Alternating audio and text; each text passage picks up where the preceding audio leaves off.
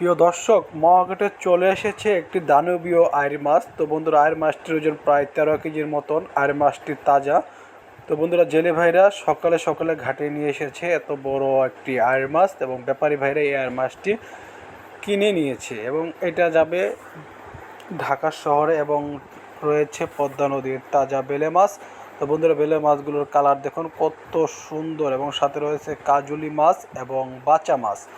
তার সাথে রয়েছে পদ্মার বিভিন্ন রকমের ইচা মাছ, বোয়াল মাছ, চিতল মাছ। সুন্দরভাবে ব্যাপারী ভাইরা সাজিয়ে রেখেছে এবং তারা মাছগুলো সাজাচ্ছে।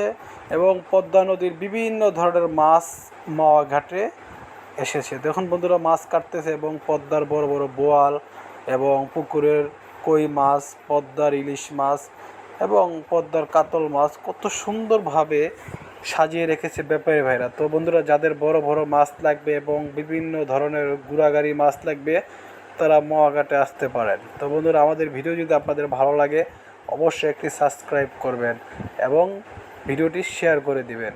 ধন্যবাদ।